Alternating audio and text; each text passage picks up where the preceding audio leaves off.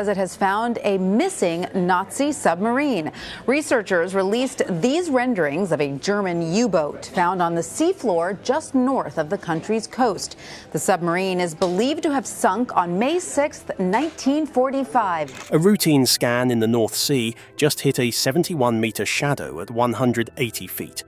It's clearly a Type VII C U-boat, but Germany, Norway, and the UK all insist it isn't theirs. Here's the thing. Official archives say every single sub is accounted for, yet this experimental ghost exists. What kind of ghost wreck was this that just sparked a mystery that shouldn't have been there? Sonar nightmare. It was a clear Tuesday in the summer of 2023 when the crew on a Norwegian hydrographic ship realized their boring day of mapping was about to turn into a historical crisis. They were running routine grids for the Mariano survey, which is basically a massive project to map every inch of the North Sea floor using high-end multi-beam sonar. Most of the time, these guys find sand, maybe some interesting rock formations, or the occasional lost fishing net. But then, a massive 71-meter cylindrical shadow popped up on the monitor. It was sitting 180 feet down, and the profile was so sharp and so distinct that everyone in the room went silent. Here is the thing about the North Sea. It is one of the most heavily mapped areas on the planet. Between oil exploration and military patrols, we should know where every single piece of scrap metal is located. But when the team checked the Norwegian coastal and UK hydrographic databases, they hit a total wall. There were no recorded wrecks within a 5-mile radius of these coordinates. Absolutely none. They even checked the German archives, thinking maybe it was a known loss from the U-boat campaigns, but the screen stayed blank. They decided to drop an ROV to get a closer look, and the footage that came back was honestly a bit chilling. The submarine was listing to its port side, but it was almost entirely intact. You could see the conning tower standing tall, and even the scars where the deck gun used to be. There were no massive blast holes or twisted metal that you'd expect from a depth charge attack or a torpedo strike. It just looked like it had decided to park there 80 years ago and remained perfectly preserved. Based on the measurements and those specific post-1943 anti-aircraft platforms on the deck, it was clearly a Type VII C, the absolute workhorse of the German U-boat fleet. Now, think about that for a second. We like to believe that between satellite mapping and decades of maritime travel, we've found everything there is to find. But do you ever think modern maps actually miss these 80-year-old tombs? Because here is the undeniable truth.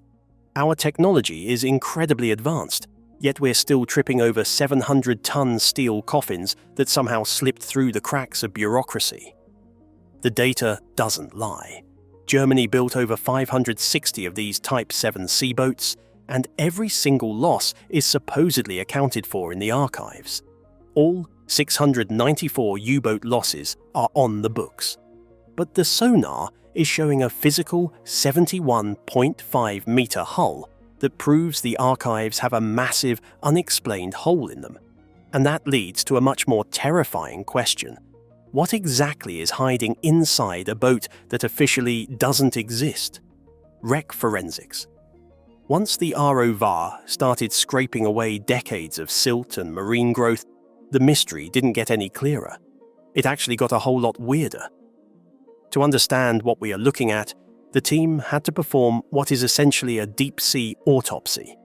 They used 3D laser scanners to map every inch of the hull, and the numbers that came back were startling.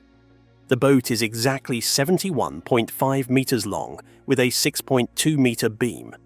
According to the experts at the Deutsches U-Boot Museum and the Naval Encyclopedia, those are the perfect dimensions for a Type VII C/41. This was the upgraded, reinforced version of the standard U-boat, built to dive deeper and hit harder. But when the team took steel samples from the hull, they found something that shouldn't be possible for a boat built during the collapse of the Third Reich. Here is the thing about late-war German engineering. By 1944 and 1945, Germany was running out of everything. Most subs from that era were built with rushed, brittle steel that was full of impurities because the high-quality alloys were being saved for tanks or V-2 rockets.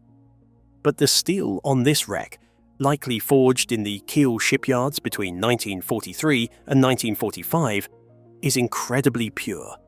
It's high-quality, low-impurity steel that shows almost no signs of the typical wartime shortages. This wasn't a budget build thrown together to fill a gap in the line. This was a high-priority, elite vessel.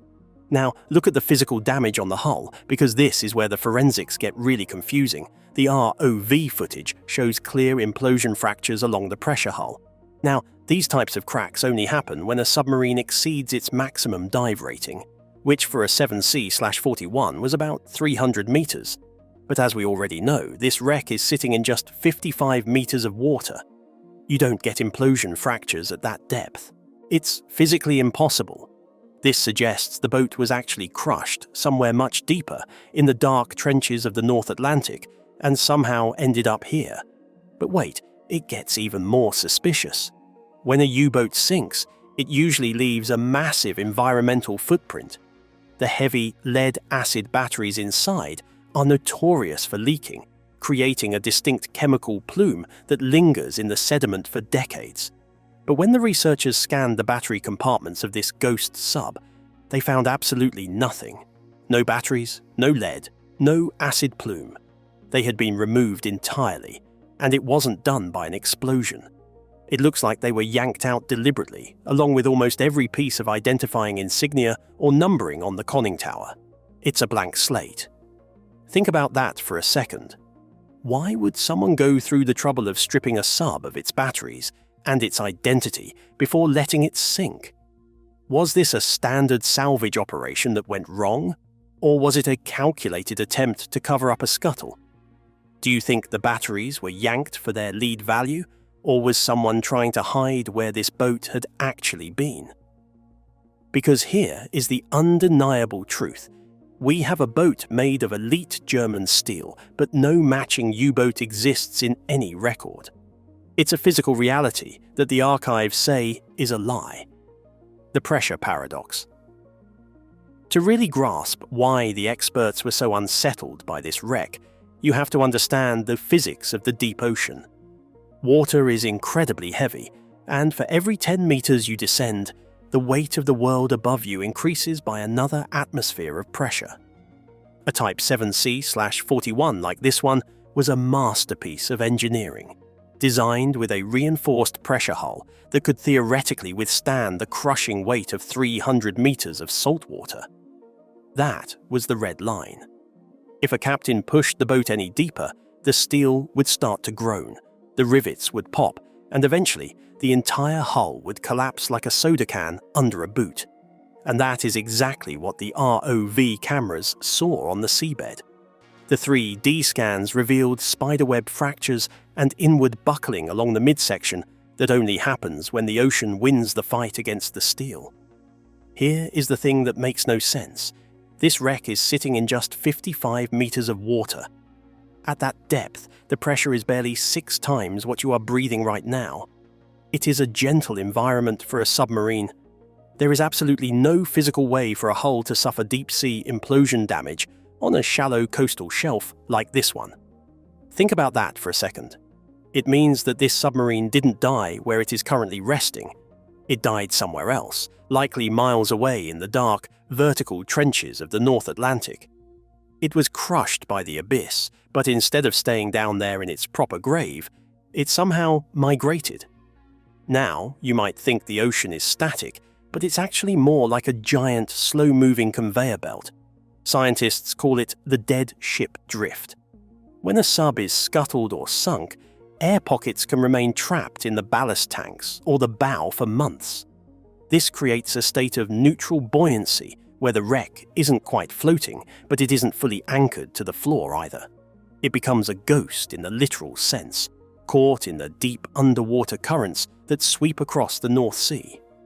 This 700-ton steel coffin likely spent weeks or even months drifting through the darkness, an invisible giant gliding just above the seabed, until it finally lost its last bubble of air and settled into the sand where the Norwegian crew found it 80 years later. It's a terrifying image, isn't it? A crushed, silent tomb wandered the ocean floor until it finally found a place to rest where it didn't belong. Archive black hole. So, we are left with a massive problem.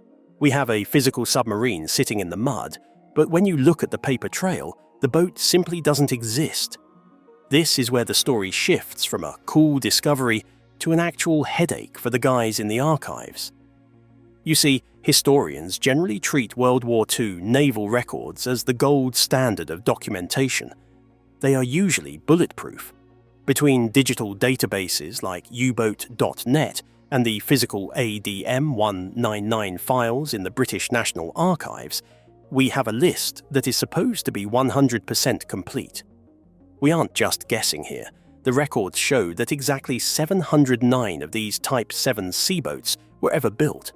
Out of those, 694 were lost during the war, and every single one of those losses has a date, a coordinate, and a story attached to it.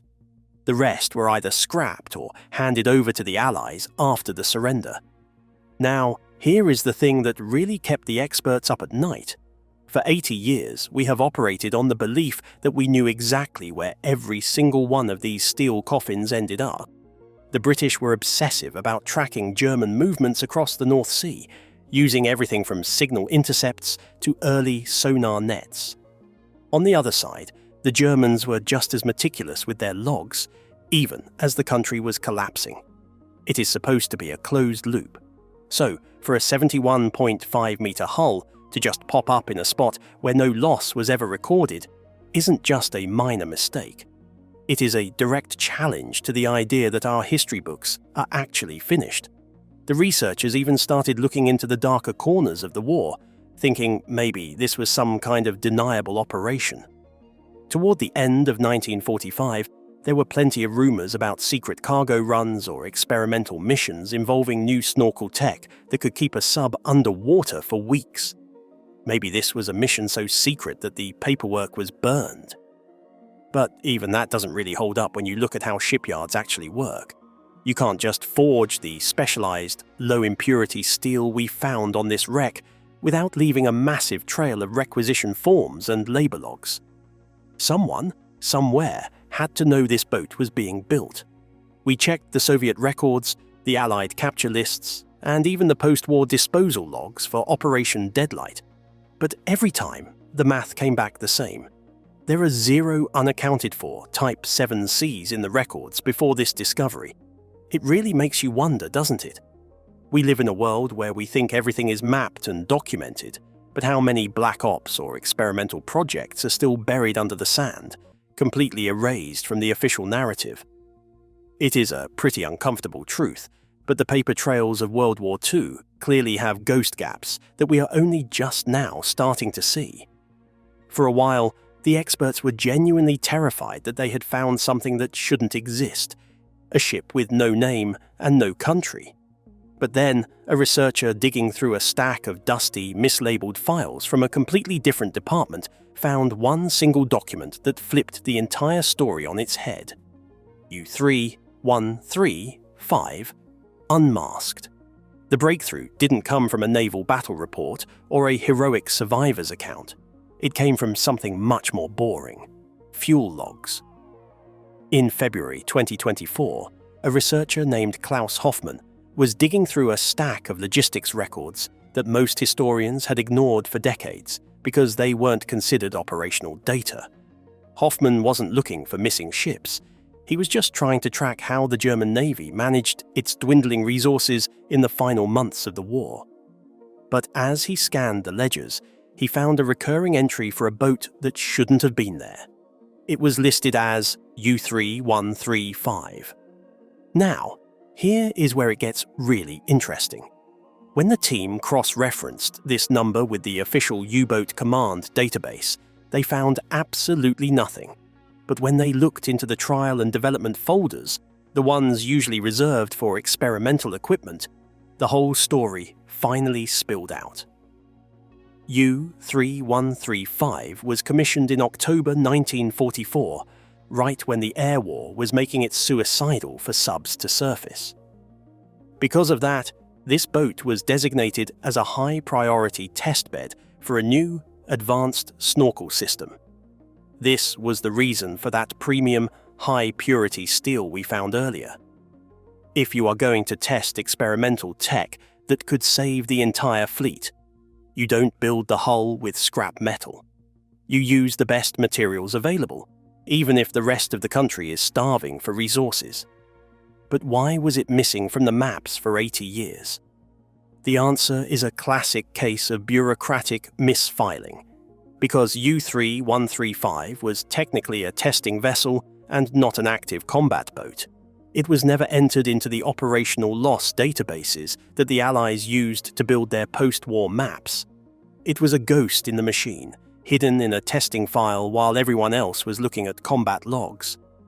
On April 28, 1945, with the Allied forces closing in, the order was given to make sure this experimental tech didn't fall into enemy hands. The crew spent the next few hours performing a very specific, very deliberate scuttle. They didn't just blow a hole in the bottom and jump off. They stripped the heavy lead-acid batteries to lighten the load and prevent chemical markers. They scrubbed the conning tower, painting over the insignia and numbers until the boat was a blank slate. Then they towed it roughly 300 meters off the coast of Norway and opened the valves. It sank exactly where the sonar found it, listing to port and resting 180 feet down, perfectly preserved and perfectly anonymous. Think about that for a second. This wasn't a mistake of history, it was a deliberate erasure. The dimensions were perfect and the steel was elite. But because one clerk in 1945 filed it under trials instead of combat, it ceased to exist for nearly a century.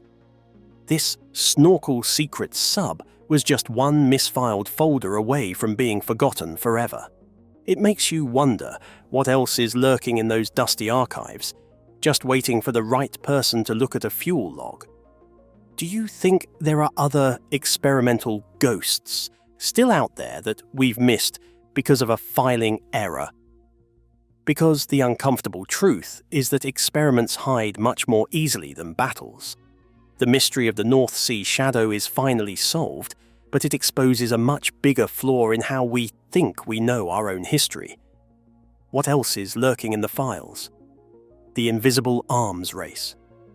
Now that we know U-3135 was a trial boat for experimental snorkel tech, we have to look at the bigger picture of 1945. The war was ending, but a new, much colder war was already beginning. The Americans, the British, and the Soviets weren't just looking for a surrender. They were looking for a technical inheritance. They were hunting for the wonder weapons that Hitler's engineers had been frantically developing in the final months. This new snorkel system wasn't just a minor upgrade. It was the holy grail of naval warfare. It allowed a submarine to breathe while staying submerged, making it almost invisible to the radar tech of the time. This is where the missing file starts to look less like an accident and more like a deliberate blind spot. When the British took control of the German ports after the surrender, they launched something called Operation Deadlight. The goal was to tow hundreds of captured U-boats into the deep water and sink them to ensure the German Navy could never rise again. But in reality, the Allies were cherry-picking. They were grabbing the best tech, the experimental hulls, and the newest engines to see what they could learn before the Soviets got their hands on them.